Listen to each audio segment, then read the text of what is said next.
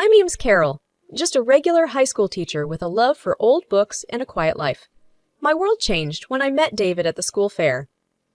He was the main sponsor, the kind of guy who makes things happen without making a fuss about it. He had that quiet confidence and a smile that could light up the gloomiest day. It started with a thank you note I sent him for his generous contribution. He replied with invitation for coffee, saying it was the least he could do for the hard work we teachers were putting in. I remember walking into that coffee shop, my heart racing a bit, thinking, Carol, it's just coffee, not a moon landing. David was easy to talk to. We chatted about everything, from books to the best pizza in town. He had this way of making you feel like you were the only person in the room. Before we knew it, coffee turned into dinner, and dinners turned into weekends together. A few months in, he wanted me to meet his mother, Mrs. Winters. She's a bit old school, but she'll love you, he said. I was a bundle of nerves, wanting to make a good impression. I picked out my nicest dress and spent more time on my hair than I'd like to admit. The moment we walked into Mrs. Winters' living room, I felt her eyes on me like a hawk. So, you're the teacher David won't stop talking about, she said, her voice colder than I expected. I smiled, reached out for a handshake, but she just nodded, her eyes scanning me from head to toe. Dinner was an experience.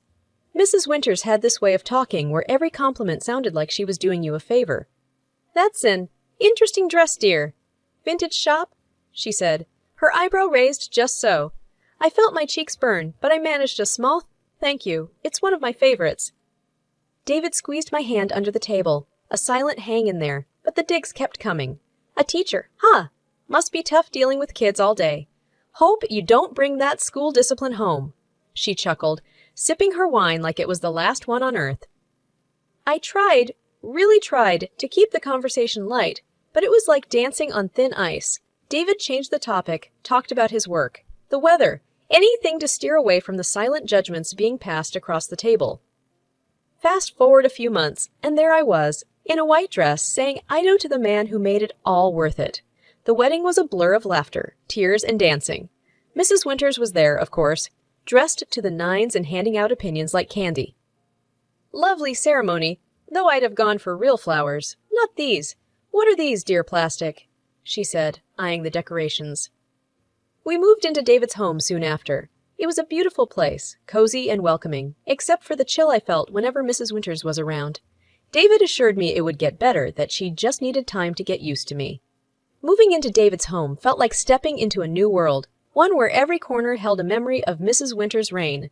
It wasn't long before I got introduced to her morning ritual, the infamous inspection. It started like clockwork every morning. The minute the clock struck 10, the front door would creak open, and in she'd walk like the queen of her castle. Mrs. Winters had this air about her, like she owned every inch of the place. Her first move was always to slip on those pristine white gloves, snapping them tight like she was about to perform surgery. "Morning, Carol dear," she'd say, her voice dripping with a sweetness that never reached her eyes. "Just here to help you keep the place up to David's standards." I'd force a smile, my hands clenching the dish towel a bit too tight. "Thanks, Mrs. Winters, but I've got it covered." She'd tut and shake her head, already walking towards the living room. "Nonsense, dear. You're new to this. It takes a keen eye to keep a house like this." And then it'd begin. She'd glide from room to room, that white handkerchief in her hand sweeping over every surface. It was like watching some twisted ballet, her movements precise, calculated. "You see here, dear," she'd say, holding up the handkerchief, now with a faint smudge of dust. "This is what I'm talking about. Can't have David living in a dustbin, can we?" I bit my tongue, the words, "It's not a dustbin," sitting at the tip, but I swallowed them down. David had asked me to play nice, and I was trying, really trying. The worst was the kitchen. That's my territory, I love cooking, always have. But she'd march in there like a general, inspecting the troops. "These pots aren't going to clean themselves, dear," she'd cluck, her fingers running over the rim of a saucepan I'd just washed. "It's clean, Mrs. Winters, I'd insist," my voice steady despite the storm inside. She'd hum, a sound that said, "I've heard better jokes." Well, we have different standards, I suppose. David's used to a certain way, you see. I'd nod, grinding my teeth so hard I was afraid I'd chip a tooth. It was the same every day. The living room, the bedrooms, even the bathrooms weren't spared. By the time she'd leave, I'd feel like a deflated balloon, all my energy sapped by her constant nitpicking. David would come home, all smiles and hugs, and I'd put on a brave face. "How was your day, love?" he'd ask, and I'd muster the brightest smile I could. "Oh, you know, the usual. Mrs. Winters stopped by to give some helpful tips," I'd say, the word helpful taking all my acting skills to sound even remotely sincere.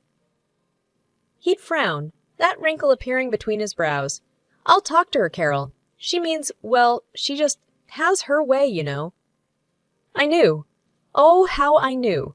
But what I didn't know was how long I could play this game, smiling through the inspections, biting back the words that screamed inside me.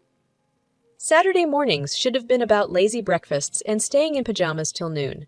But in our house, they were about one thing, the dreaded family dinner. It wasn't just any dinner. It was the weekly performance, with Mrs. Winters as the stern judge and me. Well, I was the hopeful contestant, always falling short. I'd be up at the crack of dawn, the kitchen my battlefield. Pots and pans clanged, the oven roared, and spices danced in the air. It was my attempt, week after week, to impress the unimpressible, Mrs. Winters. David, bless his heart, would stumble in half awake. "Need any help, love?" he'd ask, rubbing sleep from his eyes. I'd shoo him away with a spoon covered in sauce. "Go get ready. Your mom will be here any minute, and you know how she is about punctuality." He'd chuckle, a sound that held a mix of love and a hint of worry. "Yeah, if you're on time. You're late. That's her motto." The clock hadn't even struck 6 when we'd hear the sharp rap on the door. Showtime. Mrs. Winters and Mr. Winters would step in, him with his warm smile, her with her eyes already scanning for faults. "Smells good in here, Carol. What's on the menu today?"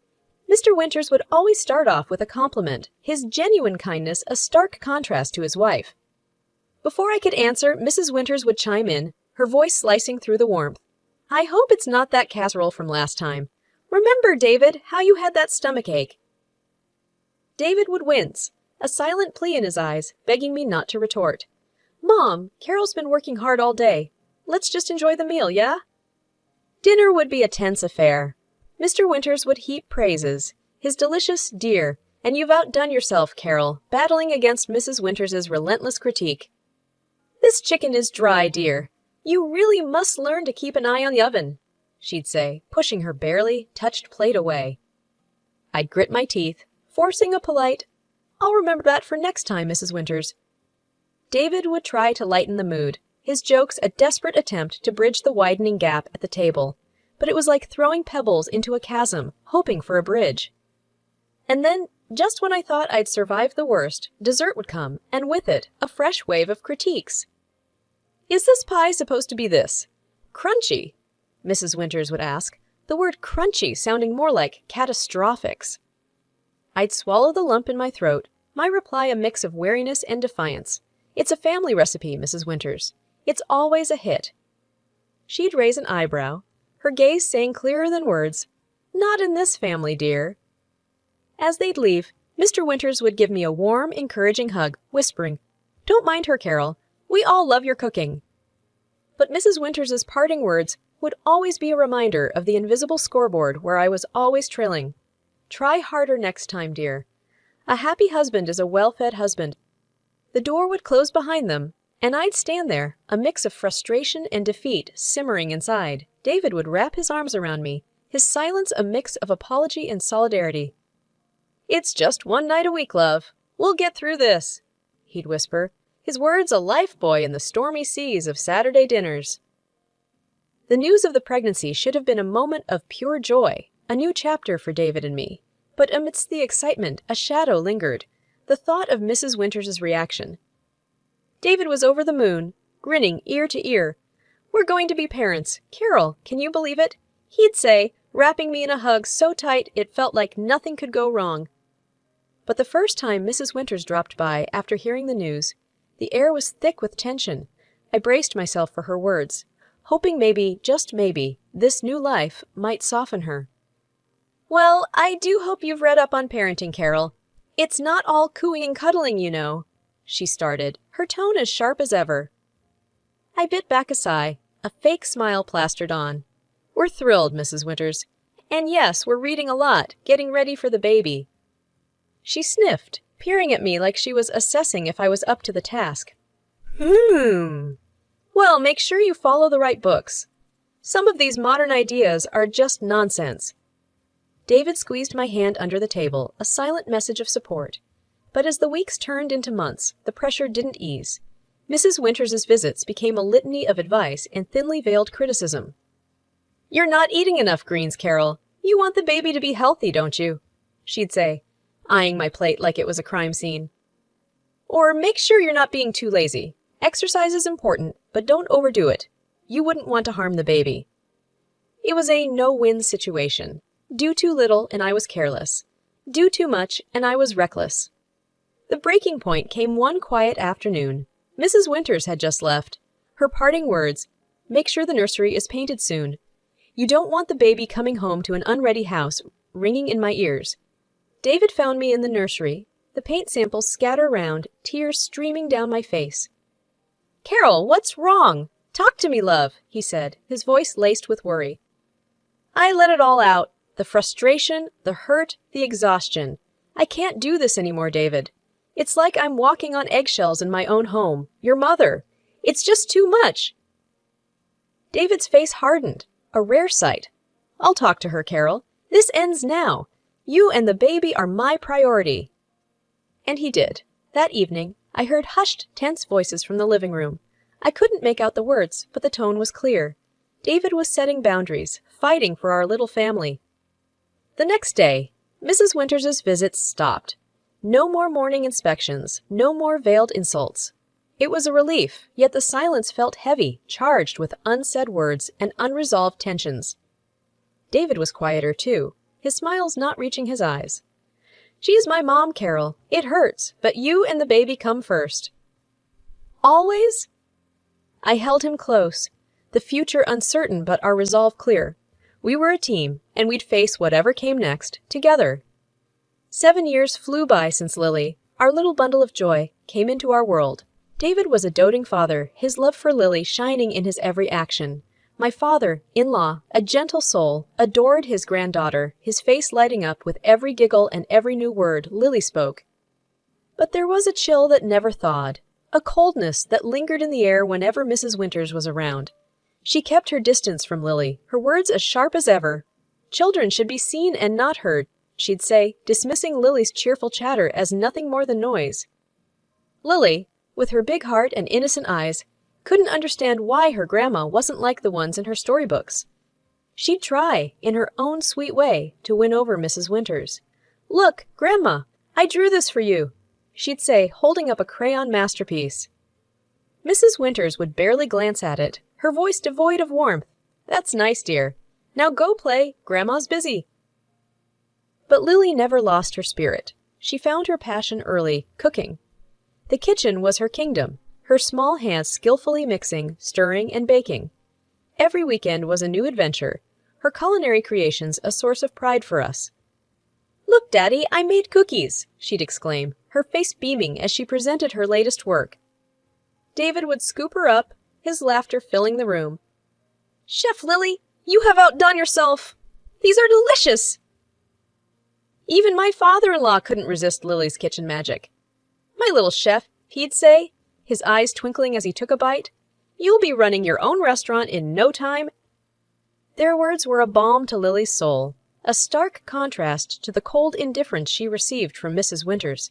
But children have a resilience, a way of focusing on the love they receive, not the affection withheld. One evening, as Lily set the table, her latest culinary creation taking center stage, she looked up at me, her eyes serious. "Mom, why doesn't Grandma like my cooking? Doesn't she like food?" I knelt beside her, my heart aching with the innocence of her question. "Sweetheart, Grandma, she's just different. But your cooking is wonderful, and Daddy and Grandpa and I, we love it. That's what matters, right?" Lily nodded, her smile returning, the shadow of Mrs. Winters's indifference brushed aside by the love of those who mattered most. The Christmas invite from Mrs. Winters was a surprise, but Lily's excitement at the chance to showcase her cooking made us accept. Together, we baked gingerbread and apple pie, her little hands working diligently, her eyes sparkling with pride. Grandma and everyone are gonna love these, right, Mom? She'd ask, her confidence as warm as the oven. Absolutely, sweetheart, I'd reassure her, though a part of me dreaded the unpredictable tides of Mrs. Winters's approval. Arriving at the bustling house, we placed our dishes on the grand Christmas table, an array of colors and smells that promised a feast. Lily's face was a picture of joy and anticipation as we mingled, catching up with relatives we hadn't seen in ages. But as we settled at the table, ready to share the meal and the joy of the season, Lily's excitement turned to confusion, then distress. "Mom, where's our gingerbread and pie?" she whispered, her small voice trembling. I scanned the table, a sinking feeling in my stomach. Our dishes were missing. Mrs. Winters at the head of the table was holding court, her laughter ringing out clear and sharp. I approached her, my voice firm but polite. "Mrs. Winters, the dishes Lily and I brought, where are they?" Her laughter cut through the festive hum, cold and piercing. "Oh, those." "I tossed them out, dear. We can't risk serving just anything to our guests, can we?" The room fell silent, the air heavy with shock and disbelief. Lily's eyes filled with tears, her dream of sharing her love through her cooking dashed in an instant. "But I made them for everyone. I worked so hard," she managed to say, her voice a fragile whisper against the weight of her grandmother's harsh words. Mrs. Winters shrugged, her eyes void of any warmth. "Well, dear, not everything made with love is fit for the table. Better safe than sorry." That was the last straw. David, who had always been the bridge between his mother and our family, stood abruptly, his chair scraping against the floor loudly. "Mom, that's cruel. How could you?" he said, his voice steady, but loaded with an anger I had rarely seen in him. "Lily poured her heart into those dishes. She wanted to share something special, and you just threw it away like it was nothing." Mrs. Winters's smile faltered, her eyes widening in surprise. This was not the mild-mannered son she was used to. "David, I was just—" "No, Mom, you went too far. Disrespecting Carol is one thing, but hurting Lily, your own granddaughter, that's something I can't and won't forgive." He interrupted, his disappointment and anger clear and unwavering. The room was still, the festive air replaced by a tense silence. Mrs. Winters sat there, the impact of David's words hitting her. She had expected compliance, maybe a few whispered complaints, but not this. Not her usually gentle son standing up to her, defending his family with such resolve. The air was thick with tension as we left Mrs. Winters's house, the festive lights mocking us with their cheer. The sound of Lily's quiet sobs was louder than the Christmas carols that played in the background. David's hand was firm on my shoulder, a silent pillar of strength. As we reached the door, Mrs. Winters's voice broke through the heavy silence, her tone desperate, a stark contrast to the cold disdain she'd shown earlier. "Please don't go. I'm sorry," she stammered, her eyes wet with tears that seemed out of place on her stern face. David stopped, turning back to face his mother. The room held its breath. "Sorry. Now you're sorry." His voice was low, but it cut through the room, sharp and clear. "You humiliated your own granddaughter, Mom. You broke her heart. There's no sorry that can fix that." Mrs. Winters's sobs grew louder, her composure shattered, but it was too late. The damage was done, and the cracks too deep to mend.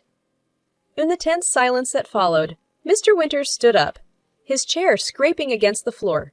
His voice, when he spoke, was calm, but it carried a weight that silenced the room. "I can't sit here and pretend this is okay, Martha." "Not this time." Without another word, he turned and walked away, his steps heavy with the burden of a decision long overdue. The room felt colder, the festive warmth snuffed out by a single act of unkindness. One by one, the guests stood up, their faces somber, their goodbyes muted and brief. The festive gathering was unraveling, the threads of family and friendship coming undone. As the last guest left, the door closing with a soft click, the magnitude of what had happened settled in the room. Mrs. Winters sat alone at the table, her sobs the only sound in the house that moments ago was filled with laughter and chatter. Outside, the cold air bit at our cheeks, a stark reminder of the warmth we'd left behind. David's arm was around Lily, her small body leaning into his for comfort. We walked in silence, the weight of the night pressing down on us. Back home, as we sat in the living room, the Christmas tree lights twinkling softly, a sense of peace settled over us. It was a fragile piece, one born from the chaos of the night, but it was ours. Lily, nestled between us, her tears dried, but the hurt still fresh in her eyes, looked up and whispered, "Are we okay, Mom, Dad?" David hugged her closer, a silent vow in his embrace. "We're more than okay, sweetheart. We're together, and that's all that matters." And in that moment, as we held each other, the trials of the night receded, leaving behind a simple truth. Family wasn't just about shared blood or shared names. It was about shared love, shared pain, and the shared resolve to stand together when the world seemed to crumble around us. The fallout from that chaotic Christmas dinner rippled through our family like a shockwave.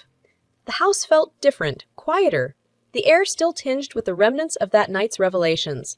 David was somber, his usual cheer dimmed by the events that had unfolded. "I'm sorry, Carol," he said one evening as we sat in the living room, the only sound the ticking of the clock. "I should have stood up for you and Lily sooner. I let it go on for too long." I reached for his hand, feeling the roughness of his palm against mine. "You did what you thought was best, David. We both did. But now, we know better.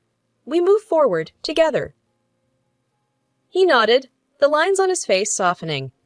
But the true shock came the next day when Mr. Winters showed up at our doorstep, his eyes weary, a deep frown creasing his forehead. "Can I come in?" he asked, his voice barely above a whisper. David opened the door wider, concern etched on his face. "Of course, Dad. Is everything okay?" Mr. Winters took a seat, his hands clasped tightly in front of him. "I've been doing a lot of thinking since Christmas," he started, his voice trailing off. We waited, the tension thick in the air. Finally he looked up, his eyes meeting ours. "I can't believe Martha could be so cruel, so heartless to her own granddaughter. I never imagined she could go that far." David shifted in his seat, the weight of his father's words heavy on his shoulders. "Dad, Mr. Winters raised a hand, stopping him mid-sentence. "No, David, I should have seen it, should have done something sooner. But I didn't, and now I'm thinking about a divorce." The word hung in the air, heavy and unexpected. Divorce wasn't a word thrown around lightly in our family, and coming from Mr. Winters, it was a bombshell. "Divorce!" David echoed, disbelief coloring his tone. Mr. Winters nodded, a resolute look on his face. "I can't be with someone who shows such cruelty, not just to Carol and Lily, but to her own family. I've turned a blind eye for too long, hoping things would change. But after what happened at Christmas, I can't ignore it anymore." We sat in silence, each lost in our thoughts. The decision was monumental, not just for Mr. Winters, but for all of us. It was a line in the sand, a declaration that enough was enough. "Whatever you decide, Dad, we're here for you," David said, his voice firm. "You've always been there for us, and that won't change." Mr. Winters smiled, a weary, sad smile. "Thank you, son. That means more than you know." In the days that followed, our family found a new rhythm, a new way of being.